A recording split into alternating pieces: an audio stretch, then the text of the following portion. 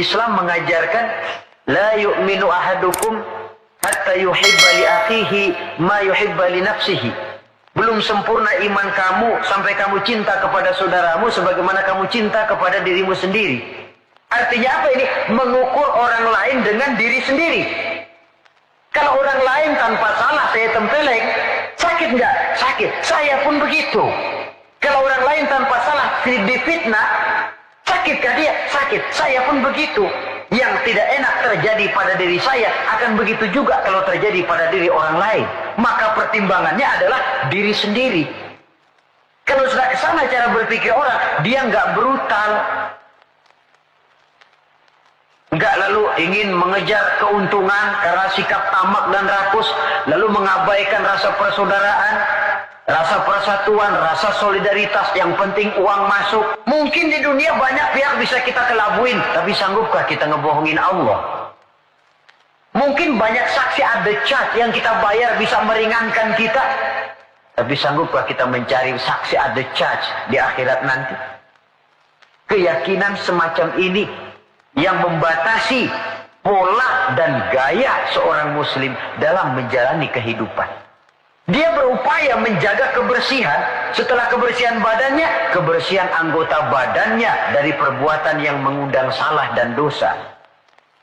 Setelah sikap materialis saya lihat lagi, yang mendorong orang tidak sanggup mengendalikan diri dan menjaga diri dari kotoran tadi. Apa? Takabur dan kurangnya rasa malu. Kalau tidak punya rasa malu sama sekali. Ini membudayakan rasa malu zaman sekarang saya anggap penting ini. Di saat nilai bergeser, prinsip orang sekarang sudah prinsip itu cuek sih. Kenal cuek? Cuek kenal gak? Sebodoh teing sama orang lain. Malah ada pepatah Arab yang saya lihat banyak dipakai orang sekarang. Bul ala zamzam fatu arab katanya. Kencingi air zam-zam nanti kamu terkenal. Artinya kalau pengen terkenal bikin yang aneh-aneh. Sumur zam-zam dikencingin, tuh bakal terkenal seluruh dunia. Orang kenal, gila bener tuh sumur zam-zam dikencingin. Terkenal tapi terkenal nggak benernya. Nah, orang nggak peduli bener apa nggak bener, yang penting terkenal dulu. Istilahnya biar tekor asal nyohor. Artinya kalau pengen cepat terkenal, bikin yang aneh-aneh. Pakaian yang aneh-aneh, rambut yang aneh-aneh, gaya jalan yang aneh-aneh, cara bergaul yang aneh-aneh. Makin dianggap aneh, makin cepat terkenal. Kalau dulu kita dianggap aneh kan malu, risih rasanya, riskan.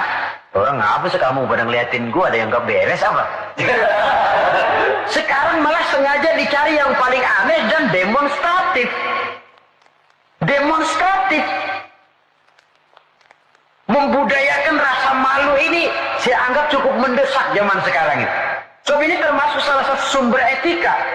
Pejabat tahu malu, pengusaha tahu malu, organisasi tahu malu, pemimpin tahu malu, orang tua tahu malu, anak muda tahu malu, remaja tahu malu.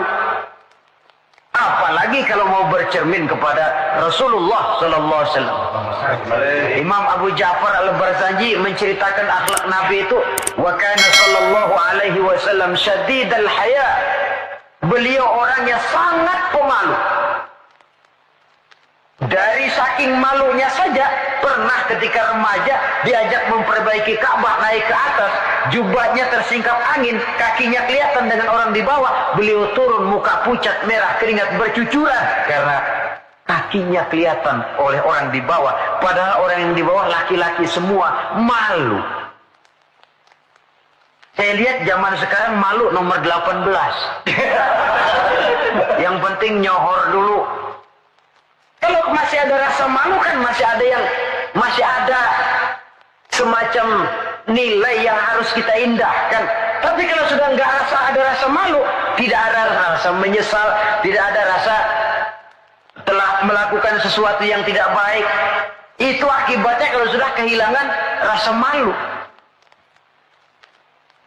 Saudara-saudara kaum muslimin yang berbahagia, apa nasibnya agama umat ini kalau kita sudah kehilangan rasa malu?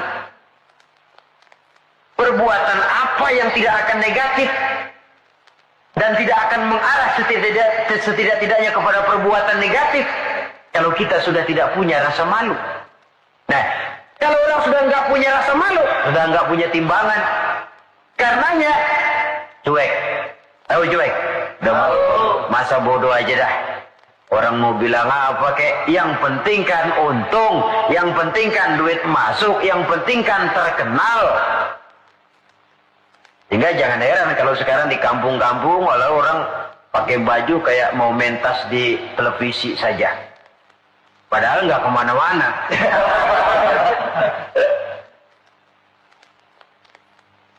Jadi korban daripada yang namanya mode. Memang mode itu nggak bisa, namanya mode siapa yang bisa ngelarang.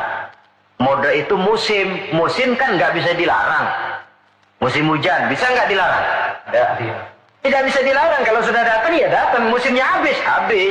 Musim rambutan, nggak bisa dilarang, nggak boleh musim rambutan, ya tetap saja. Tapi kalau musimnya sudah habis, ya habis.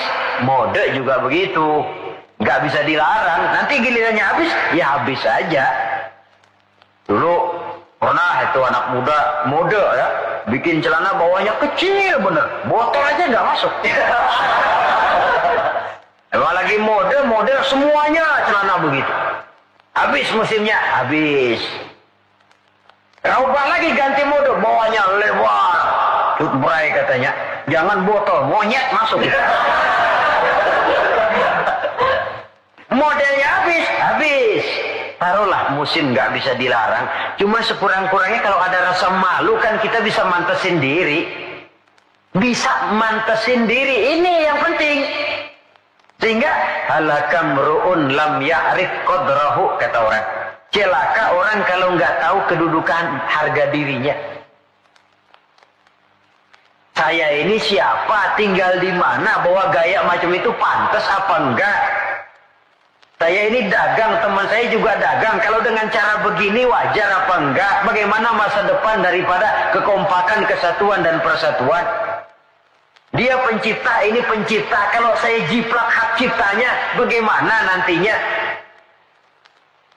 Tahu diri, lalu ada ukuran, timbul rasa malu.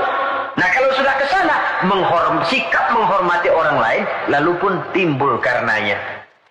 Membudayakan rasa malu. Sebab syarat jadi orang kalau punya malu, nggak punya malu, kurang syarat jadi orang. Saudara-saudara kaum muslimin yang berbahagia. Nah, karena nggak ada rasa malu, anggota badan sudah nggak terkontrol sudah. Dia punya kaki, dia punya tangan, dia punya panca indera lah. Tidak terjaga anil jaraimi wal asam, baik dari kotoran yang zahir maupun kotoran yang batin. Sekarang coba tengok. Bumi yang kita tinggali ini, yang sekarang konon dilanda oleh pencemaran. Apa unsur penyebabnya? Macam-macam. Pertama, areal yang tadinya untuk sawah, perkebunan dicaplok. Dijadikan daerah perkotaan untuk membangun pabrik, industri dan sebagainya. Jalan dan sebagainya. Akibatnya kan hilang keseimbangan. Apalagi kalau penataannya semrawut. Lalu apalagi? Terjadinya limbah logam, terjadinya radiasi, percobaan nuklir, walaupun di bawah tanah. Contoh yang paling dekat sajalah, misalnya pabrik batu baterai. Itu kan limbahnya dia buang ke sungai. Lalu sungai itu kan airnya meresap. Kalau tidak dimakan ikan, limbahnya itu ya dihisap oleh tumbuh-tumbuhan. Nah, dari beberapa penyelidikan kemudian ternyata bahwa banyak tumbuh-tumbuhan menyimpan racun dari sebab radiasi tadi. Nah, tumbuhannya atau hewannya nanti dimakan oleh manusia. Akibatnya akan kembali kepada manusia itu sendiri. Belum lagi yang namanya pencemaran udara, pencemaran air. Di zaman sekarang orang sudah agak sulit mencari yang namanya air bersih. Masing-masing berlomba memperbesar jet pump, menyerot kuat-kuatnya. Saudara hadirin yang saya hormati, Begitulah kalau manusia sudah kehilangan rasa malu, dia cenderung melakukan dan menghalalkan segala macam cara untuk mencapai tujuannya. Dan kita sama-sama tahu, inilah prinsip orang-orang yang anti Tuhan, yaitu kaum komunis. Asal tujuan tercapai, cara apapun saja halal. Dan kita tidak diajarkan semacam itu. Tingkat kebersihan yang ketiga, menurut Al-Imamul Ghazali, tathhirul qalbi 'anil akhlaqil mazmumah. Menjaga kebersihan hati dari akhlak yang tercela. Ini sudah tingkat yang lebih tinggi lagi. Kita tahu bahwa tubuh manusia ini bisa kita ibaratkan seperti kerajaan. Yang menjadi raja adalah hati, sementara seluruh anggota badan cuma sekedar prajurit pelaksana. Itu sebabnya dalam satu hadis dikatakan oleh baginda Nabi, ala inna fil jasadi mudghah, iza salahat salahal jasadu kulluh, wa iza fasadat fasadal jasadu kulluh, ala wahiyal qalbu. Ketahuilah bahwa dalam tubuh manusia ada segumpal daging. Kalau daging itu baik, seluruh tubuh akan menjadi baik. Kalau daging itu rusak, seluruh tubuh akan ikut menjadi rusak. Dan daging itu tidak lain adalah hati. Hati adalah komandan, jenderal. Sementara seluruh anggota badan yang lain merupakan prajurit pelaksana yang hanya patuh kepada komando jenderal. Kaki hanya bergerak kalau hati bilang jalan kau. Tangan hanya bergerak kalau dikomandoi oleh hati. Maka kalau hati baik, seluruh anggota badan akan mengarah kepada yang baik. Tapi kalau hati rusak, anggota badan akan mengarah kepada yang rusak juga. Tapi ini lalu tidak berarti orang harus berpikir terbalik. Kalau begitu, yang penting hati kita baik kan. Gak sembahyang juga kalau hati udah baik, nggak ngapa-ngapa udah. Itu pemikiran yang paling keliru. Karena bagaimanapun kita dalam beragama ini kan punya standar, punya ukuran. Standarnya siapa? Ya baginda Rasulullah. Beliau hatinya orang yang paling baik, tapi tetap sholat. Beliau orang yang hatinya bersih, tapi hukum halal haram tetap berlaku. Beliau orang yang hatinya sangat bening, tapi tetap puasa Ramadan dan sebagainya, ibadah-ibadah yang itu standar namanya. Kalau merasa hati sudah bersih, oh biar gua nggak sembahyang juga, tapi hati kan bersih. Loh, prinsip itu saja sudah menjelaskan ngeresnya hati. Saudara hadirin yang saya hormati, oleh karena itu membersihkan hati dari akhlak yang tercela ini merupakan tugas utama. Bahkan dijelaskan oleh Imamul Ghazali, penyakit zohir sangat jauh bedanya dengan penyakit hati, penyakit batin. Apa bedanya? Pertama, kalau penyakit zohir, biasanya kita yang punya penyakit lebih tahu dari orang lain. Tapi kalau penyakit hati, penyakit batin, biasanya orang lain lebih tahu dari kita yang punya penyakit. Misalnya, kita punya bisul di belakang. Itu penyakit zohir kan? Kita tahu, orang lain nggak tahu. Enak temen datang bercanda, dia tepak aja belakang. Udah melintir-melintir kita. Dia nggak tahu, kita tahu. Penyakit zahir, kita yang punya penyakit lebih tahu dari orang lain. Tapi kalau penyakit hati, penyakit batin, kadang-kadang orang lain lebih tahu. Kita yang punya nggak berasa. Misalnya sombong, ya. Kita nggak berasa, kita anggap wajar saja. Orang lain yang nilai, sombong sih kamu. Hasud, dengki, kita anggap wajar. Orang lain bilang, karangan hatimu. Hasud betul sih, nggak seneng lihat orang lain dapat nikmat. Tetangganya beli TV aja meriang. Saudara hadirin, penyakit batin orang lain lebih tahu dari kita. Lalu apalagi bedanya? Kalau penyakit zahir, penyakit badan, itu hanya merusak kehidupan dunia. Resikonya paling-paling mati. Tapi penyakit batin tidak hanya merusak kehidupan dunia, ikut juga menghancurkan kehidupan akhirat. Saudara kena penyakit dunia, penyakit zohir ya. Taruhlah kanker misalnya. Taruhlah darah tinggi misalnya. Paling-paling mati, itu saja. Dunia saja. Tapi kalau saudara terserang penyakit sombong, ria, takabur, ujub, sum'ah. Bukan cuma dunia. Di akhirat dia akan jadi racun yang menggeragoti amalan kita. Dunia akhirat dirusak. Penyakit sombong. Di dunia umumnya kan kita jarang mau berteman sama orang sombong. Menjauh semalam. Sombong benar siapa teman lo? Begitu. Di akhirat, al-mutakabbir itu cuma Allah kok. Salah satu asmaul husna al-mutakabbir Allah itu. Yang sombong. Yang pantas sombong cuma Allah. Anal mutakabbir, akulah yang paling besar. Makanya takabur itu asal katanya takabbaro ya takabbaru, membesar-besarkan diri. Enggak besar aja, gedein aja dirian diri. Saudara hadirin yang saya hormati, yang ketiga, kalau penyakit zohir banyak dokternya. Apalagi di zaman spesialisasi sekarang ini, tinggal nyari aja dah.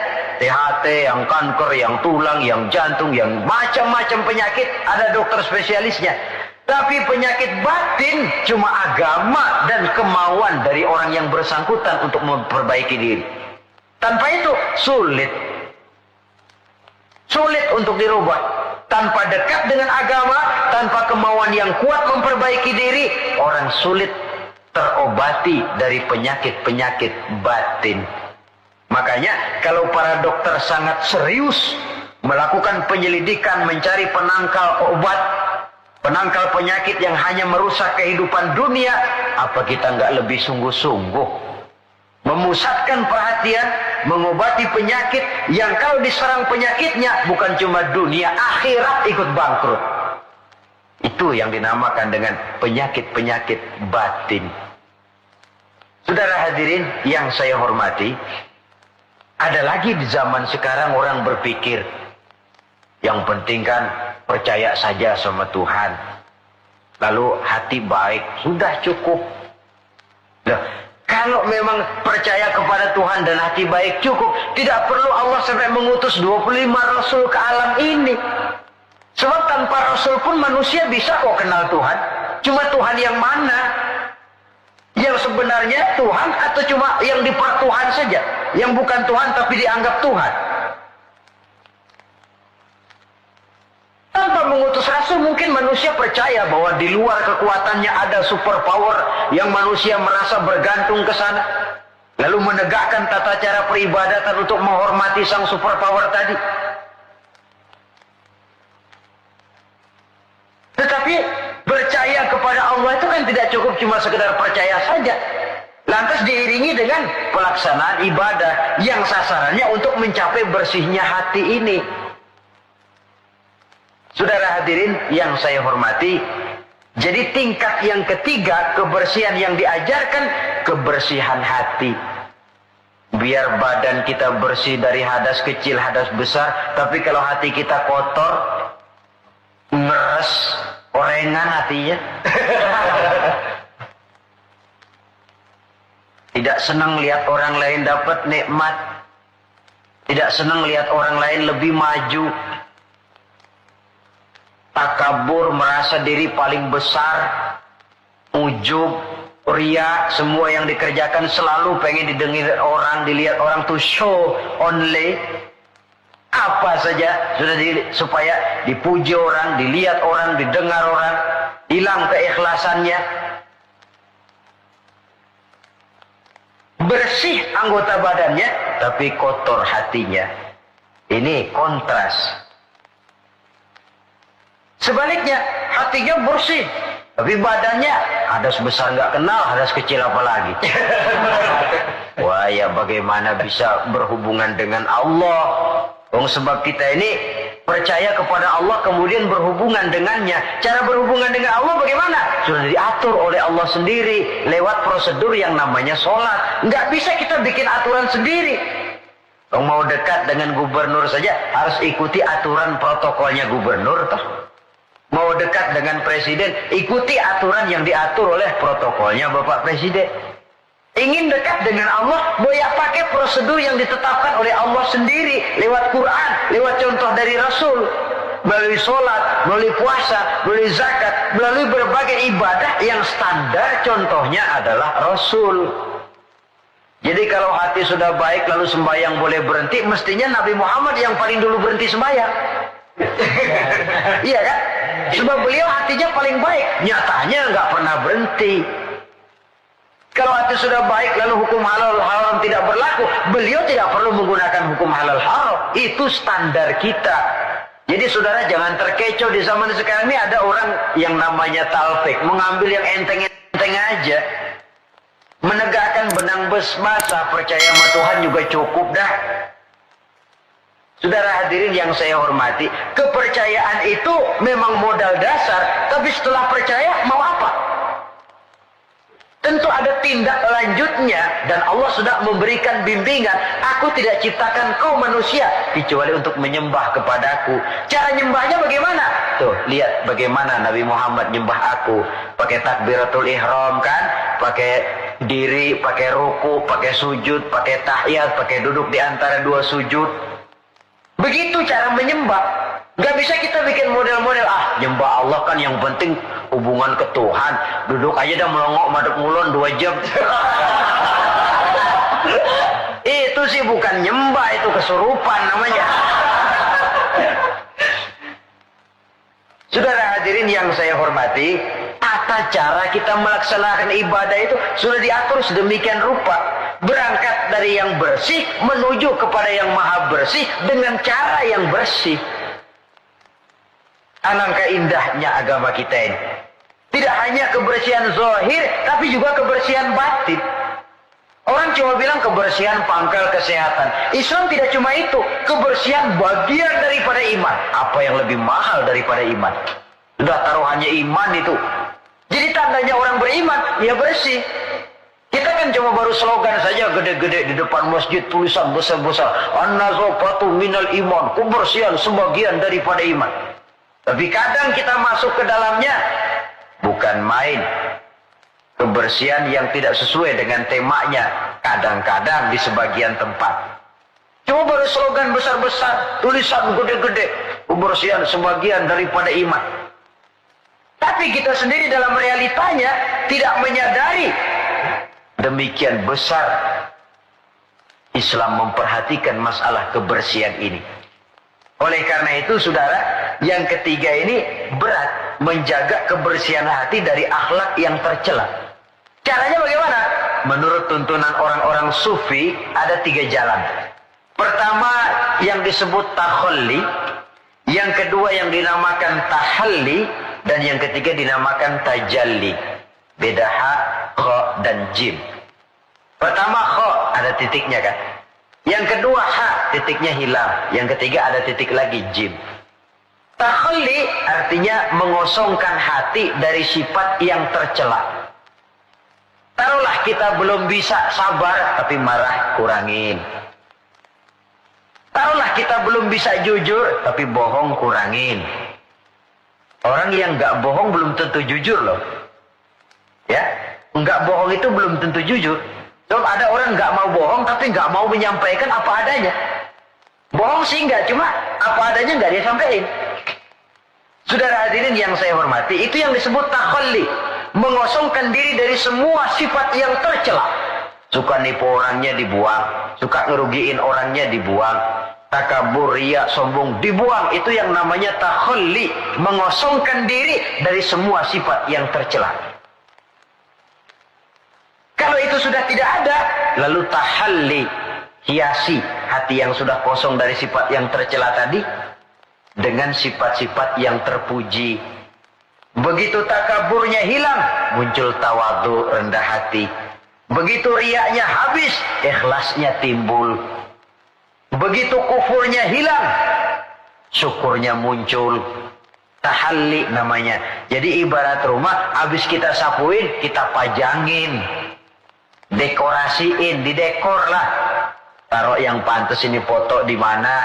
Sebab bagus pun kalau nggak pada tempatnya, tentu tidak baik jadinya. Nah, kalau sudah tahalli, menghiasi diri dengan sifat-sifat yang terpuji, tajalli, nanti akan nampak kekuasaan Allah di hadapan kita.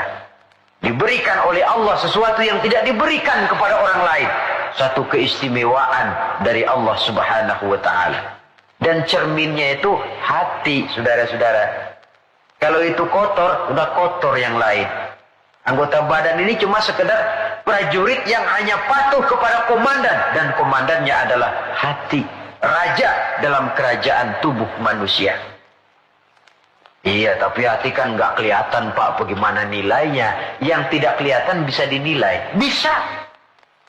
Dari mana? Ya dari anggota badan ini. Soal hakikatnya memang terserah Allah. Tapi kita lihat kan zohirnya. Karena anggota badan yang kelihatan toh digerakkan oleh hati. Jikalau hati itu baik, maka dia akan mengarah kepada gerak-gerak yang baik. Tapi jikalau hati itu jahat, tentu anggota badan ini pun akan mengarah kepada gerak dan perbuatan yang jahat juga. Nah, kemudian tingkat kebersihan yang tertinggi yang terakhir, yang keempat, tathhirus sirri amma siwallah, membersihkan diri, membersihkan seluruh rahasia dari yang selain Allah. Nah, ini sudah kelasnya para anbiya ini. Membersihkan diri dari yang selain Allah. Loh, apa orang kayak begini sudah nggak perlu dunia? Perlu, tapi ala kadarnya, dan dunia dia gunakan penunjang jalan menuju Allah. Semua kegiatan hidupnya tujuannya sudah Allah saja. Dan memang itu idealnya. Menjadikan Allah sebagai tujuan akhir dari seluruh kegiatan hidup kita. Cari nafkah buat apa? Kasih makan anak istri. Kenapa kasih makan anak istri? Kewajiban. Dari siapa? Kewajiban dari Allah. Itu kan namanya tujuan akhirnya Allah. Walaupun secara zahir kita katakan, saya cari nafkah buat anak istri kok. Tapi itu perintah Allah. Jangan menjadikan yang selain Allah sebagai tujuan akhir dari kegiatan hidup kita. Nanti akan tergelincir dari norma-norma akidah yang seharusnya kita yakini. Membersihkan diri dari yang selain Allah. Menjadikan Allah sebagai tujuan akhir dari seluruh kegiatan hidupnya. Dan itu sesuai dengan kontrak kita kah? Inna solati wa nusuki wa mahyaya wa mamati lillahi rabbil alam. Ibadahku, hidupku, solatku, matiku cuma untuk Allah, Tuhan seru sekalian Allah. Sehingga walaupun kita mencari nilai-nilai dunia, memang tujuannya untuk menunjang kehidupan akhirat. Makanya Allah pesan dalam satu ayat, wabtaghi fima ataka Allahu ad-daral akhirata wa la tansa nasibaka minad dunya wa ahsin kama ahsana Allahu ilaika wa la tabghil fasada fil ard innallaha la yuhibbul mufsidin. Dengan karunia yang diberikan Allah kepadamu, carilah akhirat, tapi jangan lupakan bagianmu di dunia ini. Cari akhirat, tapi jangan lupakan bagianmu di dunia ini. Wa ahsin kama ahsanallahu ilaika, dan berbuat baiklah sebagaimana Allah telah berbuat baik kepadamu. Jangan menebarkan kerusakan di permukaan bumi. Sesungguhnya Allah tidak suka kepada orang yang menebarkan kerusakan di permukaan bumi ini. Jelas sekali ayat ini. Di samping menganjurkan adanya keseimbangan dalam kehidupan kita, tetapi stresnya tetap saja cari akhirat. Namun jangan lupakan bagianmu pada kehidupan di dunia ini. Saudara, apabila 4 fase kebersihan ini kita telusuri, kemudian kita amalkan, pada tahapan pertama berusahalah supaya kita jadi orang yang bersih, baik dari hadas kecil maupun hadas besar. Syukur kalau saudara misalnya sudah biasa hidup, membiasakan mempunyai wudhu dalam hidup ini. Sebab tidak cuma untuk sholat, utamanya memang itu, tapi mau pergi dagang wudhu dulu, bagus. Mau berangkat kerja wudhu dulu, bagus. Untuk sesuatu yang tujuan yang bersih, harus kita mulai dari sesuatu yang bersih juga. Nah, dari situ kita lalu meningkat, berusaha menjaga kebersihan anggota badan. Berusaha supaya tangan ini jangan mengundang dosa. Supaya mata ini jangan mengundang dosa. Supaya kaki ini tidak melangkah ke tempat yang bisa membawa dosa. Supaya perut ini tidak kemasukan barang yang mengandung dosa. Baru kalau sudah begitu pada tahapan yang ketiga, hati. Itu sudah klimaksnya. Kalau dia sudah berakar menjadi hati yang bersih dari akhlak yang tercela, itulah nilai kebersihan yang paling ideal di dalam kehidupan kita. Ternyata teori mens sana in corpore sano katanya. Akal yang sehat terdapat pada badan yang sehat. Tidak selamanya benar. Buktinya apa? Wong maling sekarang badannya sehat-sehat. Siapa bilang kalau badan sehat lalu akal sehat? Tidak mesti. Katanya akal yang sehat terdapat pada badan yang sehat. Belum tentu juga. Bukti yang jadi maling badannya sehat-sehat, tapi hatinya kok ngeres. Ini berarti bahwa memang kebersihan itu harus berangkat dari hal yang mendasar untuk sampai kepada puncaknya membersihkan hati. Di situ sumbernya. Karena hati sekali lagi merupakan raja dalam kerajaan tubuh manusia. Kalau rajanya sudah angkara murka, kalau rajanya sudah biadab, maka seluruh rakyatnya, anggota badan ini akan mengarah kepada yang biadab juga jadinya. Tetapi lagi-lagi, bahwa usaha pembersihan hati ini harus melalui jalan yang telah dicontohkan oleh standar dalam kehidupan beragama, yaitu Nabi kita Muhammad Sallallahu Alaihi Wasallam. Itu saja patokannya. Beliau sholat, kita sholat. Beliau puasa, beliau puasa. Beliau zakat, kita zakat. Jadi kalau orang sudah mengaku hatinya sudah bersih, tahu segala apa saja, tapi nggak sholat, nggak cocok sama standar. Nggak usah diikutin kan gitu toh. Jadi ada barometer. Ngakunya Mbak Ano, pinter Ano, tahu keadaan orang. Puasa nggak Ramadan? Kagak, nggak cocok sama standar. Nggak cocok sama standar. Itu saja. Gampang kok, kita punya barometer, ada ukuran. Kalau orang sekarang ini gampang dikelecehin sih. Apalagi dia nggak punya standar. Udah telap bener deh. Saudara hadirin yang saya hormati, standar dalam kehidupan beragama tidak lain baginda Nabi. Taruhlah kita belum bisa ikut sholat seperti sholatnya beliau. Taruhlah belum bisa sabar seperti sabarnya beliau. Taruhlah belum bisa melaksanakan tahajud seperti tahajudnya beliau. Tetapi yang belum bisa dicontoh seluruhnya kan tidak perlu ditinggal semuanya.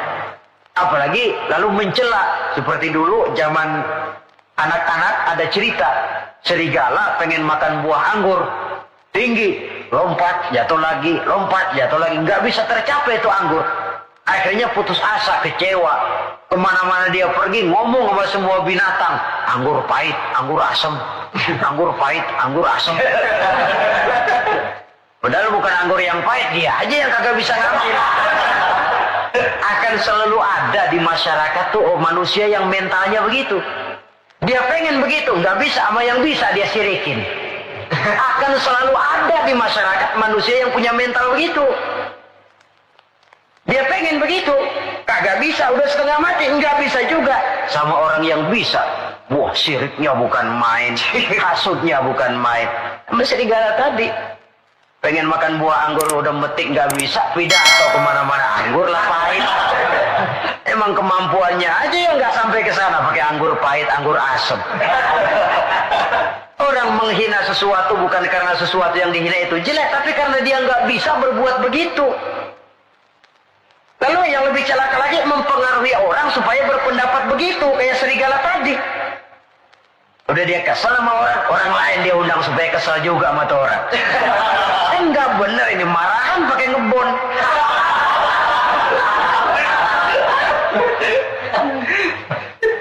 Akan selalu ada di tengah masyarakat orang yang punya mental yang disebut rationalization itu, rationalization. Penyakit kejiwaan itu sebenarnya. Dia pengen punya televisi, setengah mati, nggak bisa juga. Tetangganya bisa duluan, habis dia katain. Emang dia miara tuyul. Sudah macam-macam. Saudara hadirin yang saya hormati, jadi sekali lagi kita berangkat dari standar. Kalau sama dengan standar, mari kita ikuti. Kalau tidak sama dengan standar, berpikirlah lebih jauh lagi. Karena agama ini ajarannya jelas, yang jadi contoh dalam pelaksanaannya juga jelas.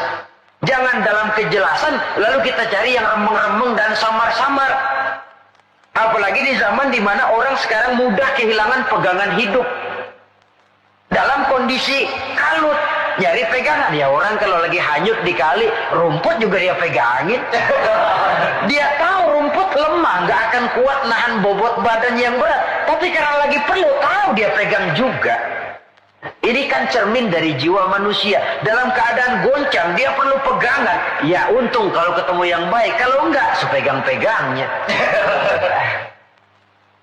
Saudara hadirin yang saya hormati, jadi dengan demikian, kita ambil kesimpulan. Pertama, Islam agama yang sangat memperhatikan kebersihan. Baik itu kebersihan zahir, lebih-lebih lagi kebersihan batin. Yang kedua, dalam Islam kita berjalan menuju zat yang maha bersih. Karenanya harus bertolak dari kebersihan. Yang ketiga, kebersihan diawali dengan hal yang paling mendasar, kebersihan pribadi. Lalu nanti kalau sudah mengarah kepada anggota badan, itu sudah termasuk menjaga kebersihan kolektif, bermasyarakat. Artinya, kalau anggota badan kita sudah terpelihara dari perbuatan dosa, artinya kan kita sudah menjaga diri, jangan sampai merugikan orang lain. Jangan sampai membuat onar di masyarakat. Jangan sampai menimbulkan kerugian kepada sesama. Itu sudah mengarah kepada dampak kehidupannya dalam masyarakat. Kalau yang pertama tadi, tingkat kebersihan pertama, individu bersih dari hadas kecil dan hadas besar. Nah, yang kedua, tatkala bersih anggota badan dari perbuatan dosa, ini sudah mengarah kepada menjaga ketenangan dalam masyarakat. Ya, masyarakat kita, yang petani, masyarakat petani, yang pedagang, masyarakat pedagang, yang mahasiswa, masyarakat mahasiswa, yang politikus, masyarakat politikus, yang seniman, masyarakat seniman, masing-masing pihak menjaga anggota badan dari perbuatan yang bisa berbuat dosa. Itu sudah termasuk menjaga kemaslahatan dan keselamatan bersama. Nah, kalau sudah sampai kepada puncaknya, pembinaan pribadi, pembersihan hati dari sifat-sifat yang tercela. Kemudian menghiasinya dengan sifat-sifat yang terpuji untuk mencapai satu makom yang tinggi di hadapan Allah Subhanahu wa Ta'ala. Mungkin dengan pendidikan, dengan pangkat, dengan harta, kita bisa berlomba mencari kedudukan di dunia. Tapi kedudukan di sisi Allah hanya bisa dibeli dengan prestasi ibadah. Yang prestasi ibadah itu akan membentuk hati yang baik. Jadi dengan kata lain, antara pelaksanaan ibadah dengan hati yang baik itu berkaitan. Kalau tidak, salah satunya sulit untuk terwujud. Artinya dari hati yang baik timbul semangat ibadah. Dari semangat ibadah, hati lalu menjadi baik. Ada semacam interaksi. Oleh karenanya saya berharap dari pertemuan kali ini, marilah kita sama-sama menjaga diri, baik dari kotoran zahir maupun kotoran batin. Menjaga kebersihan, kebersihan diri, rumah tangga, lingkungan, masyarakat, bangsa dan negara kita, demi untuk kemaslahatan bersama. Dunia